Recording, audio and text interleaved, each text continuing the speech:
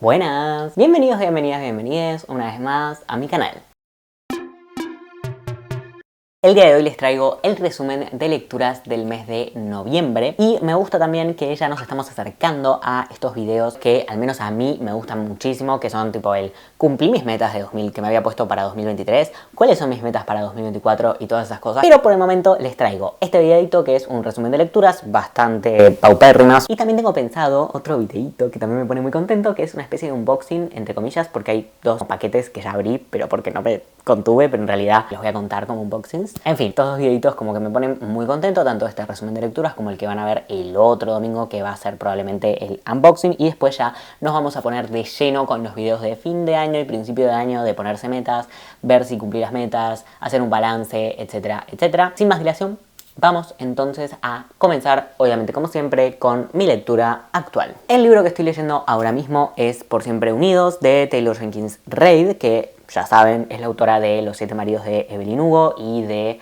Por Siempre Felices. Bueno, este libro nos cuenta la historia de una chica que se acaba de casar hace una semana y media, que se casó con el amor de su vida. Está súper contenta con este nuevo matrimonio y todo está muy bien y están muy felices, y una tarde están charlando de cosas varias en su departamento, contentos, y a ella se le antojan unos cereales. Entonces él se ofrece a ir a comprarlos. Sale con su bicicleta y en el transcurso en el que él sale con su bicicleta, va a comprar los cereales y vuelve, ocurre un accidente y el señor Ben, o sea el marido de la protagonista, fallece en el acto. El libro nos va a contar entonces todo el duelo que va a tener que hacer la protagonista con respecto al fallecimiento de su esposo, pero además se agrega el condimento de que por consecuencia del fallecimiento de su esposo, aparece en su vida su suegra, a quien no conocía hasta el momento. Nosotros lectores no sabemos por qué no se conocen, no sé si la protagonista sí lo sabe o no, así que bueno, voy 29 páginas, lo cual no es casi nada, pero por el momento me está gustando, igual me está entusiasmando un poco menos que el resto de los libros de la autora. Cuando leí Por Siempre Felices,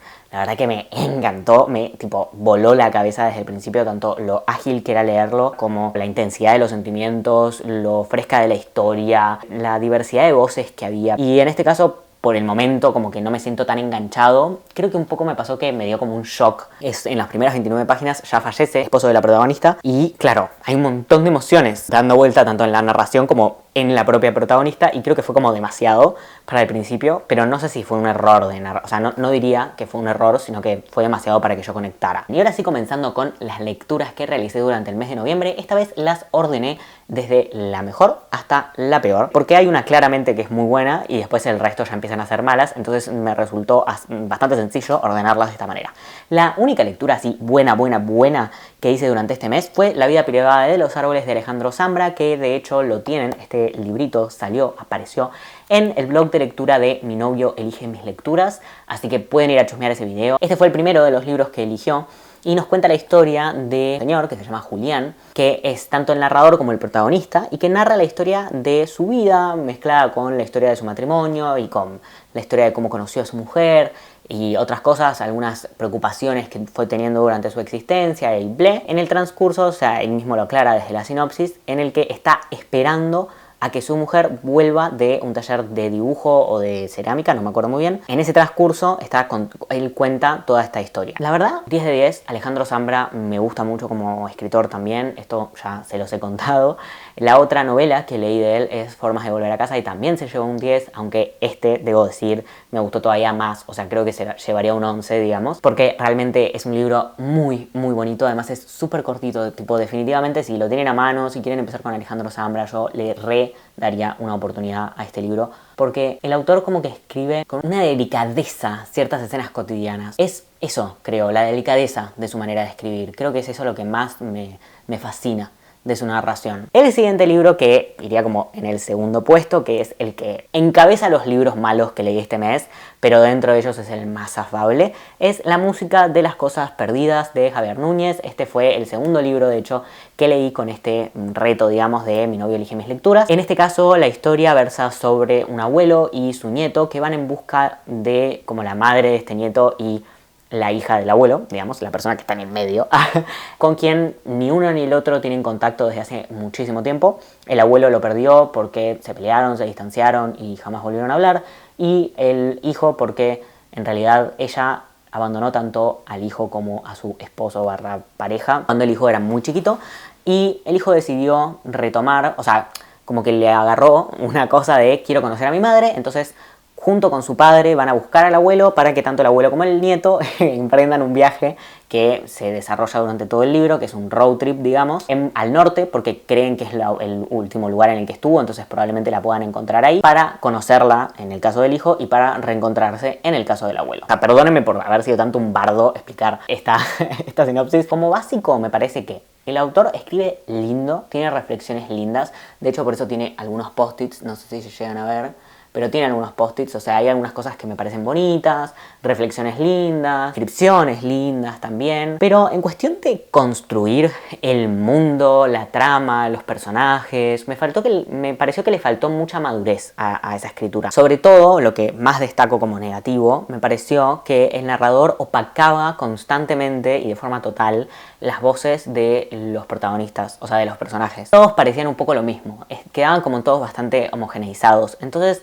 que era un poco como, ok, estoy leyendo al narrador hace 40, 50, 60, 70, 80, 90, 100 páginas, estoy leyendo lo mismo, a pesar de que me dicen una y otra vez que cada personaje tiene como sus reflexiones personales. No sé, sobre todo al ser un libro tan reflexivo, yo esperaba que, o bueno, nos sinceramos y hablamos solo desde la voz del narrador, o hablamos desde la voz de los personajes, y sobre todo esto quedaba un poco raro también teniendo en cuenta la diferencia de edad que había entre ciertos personajes, o sea, no es que eran todos personajes de 60 años, sino que, bueno, nada, el hijo tiene creo que 14, o sea, era muy extraño en ese sentido. Pero bueno, me explayé muchísimo tanto en la reseña como en el video del blog este de lectura, así que no se los pierdan, vayan a verlos porque me explayé mucho más sobre este tema, o sea, este tópico y muchas otras cosas que hicieron que este libro no fuera para mí. Y ya empezando con el declive total, vamos a ir con El enigma de la habitación 622 de Joel Dicker, que ya en el otro video en el que lo saqué, que era mi lectura actual en ese momento,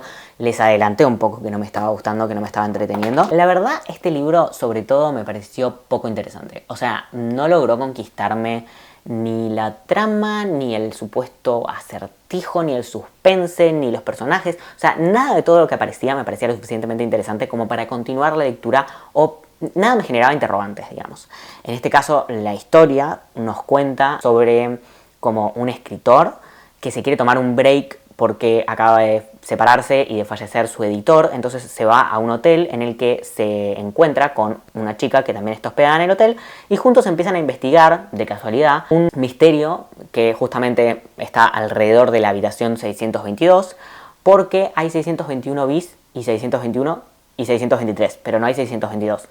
habitaciones, o sea, hay habitación 621, 621 bis y 623 y las 622 las saltean. Entonces se empiezan a preguntar por qué y hacen toda una averiguación, una investigación sobre por qué sucede esto.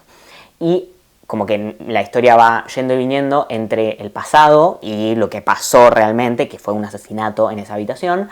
y el presente de estas dos personas tratando de averiguar toda la información posible. Eso, como que en ninguno de los dos escenarios nada me interesaba. Lo que menos me interesaba, evidentemente, era lo del escritor y la chabona tratando de descubrir y ble.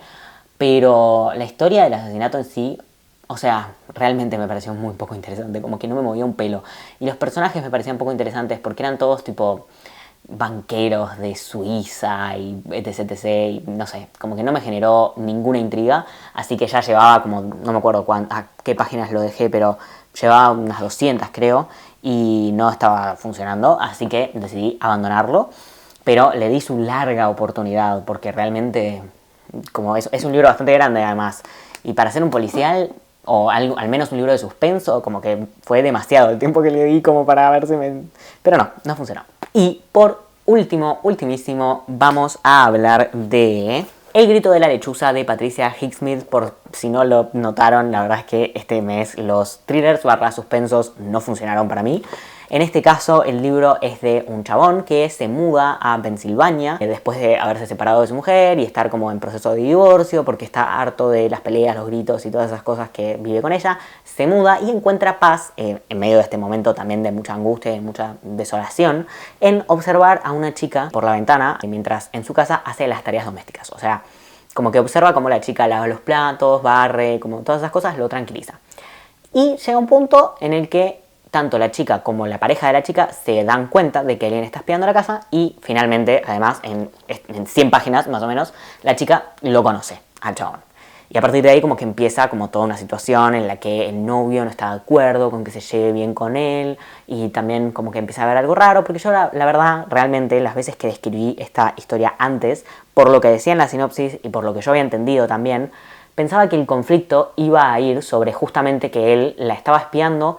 con buenas intenciones, entre comillas, o sea, no es que quería hacer como algo extraño con eso, sino que realmente le generaba paz y que se veía envuelto. O sea, que no es justificable igual, quiero aclarar. Y que se veía envuelto como en todo un problema a raíz de justamente esto y como que no podía justificar, che, te estoy viendo solamente porque me saca la depresión, no sé. O sea, no podía justificar nada de eso, entonces se ve envuelto en un bardo. Pero no, la historia trata sobre otra cosa, como que eso se resuelve así y al final tipo la chica le dice, ah, sí, tranqui, tipo, entiendo que estés mirándome mientras lavo los platos porque te tranquilice y es como... Ok, bueno, sí, pretendamos que esto es recontra normal. Igual, en cualquier caso, creo que una gran como distancia que no logré salvar con este libro es que es bastante viejo. La autora murió en el 95 y nació en el 21 y este libro fue publicado creo que como en el 60 más o menos. Como que creo que un poco pasó por ahí. Tipo, tenía demasiada justamente ambientación de esa época y además un estilo muy de esa época. Y creo que, o sea, bueno, más allá de eso, lo que sobre todo me defraudó es que, o sea, literalmente el punto más interesante del conflicto no fue el punto más interesante del conflicto, o sea, no se basó en eso, tipo la historia decidió obviar totalmente el punto más jugoso y empezó a tratar de otra cosa que era cero interesante, pero que además, incluso, si querías hablar de eso, aunque sea hacer un mejor puente, porque realmente, o sea, capaz fue que la sinopsis está súper mal escrita, eso también puede pasar, pero en la sinopsis realmente da a entender que vamos a ver eso. Entonces, como que no logré conectar con lo nuevo porque me resolvieron lo que yo venía a buscar en 2 segundos y de repente había otra cosa en la que tenía que llamarme la atención y no sé, no funcionó tampoco para mí. Y bueno, esos fueron los 4 libros que leí en el mes de noviembre. Como ven hay 2 que abandoné, porque no les conté, pero este lo abandoné en la página 100 más o menos, de 300 que tiene 307 y lo abandoné más o menos en la página 100, 105, una cosa por el estilo, así que leí 1/3 del libro. Pero bueno, sí, estas fueron las 4 lecturas. Como ven, 3 de ellas decepcionantes, una fantástica, maravillosa, 3 decepcionantes, una un poco más afable y las otras 2 un desastre total. Hay meses que pasan esas cosas, hay meses que son mejores que otros, hay meses que funcionan más, funcionan menos. ¿Qué se le va a hacer? A veces pasa. Y bueno, nada, eso es todo. Nos vemos en próximos videos. Chau, chis.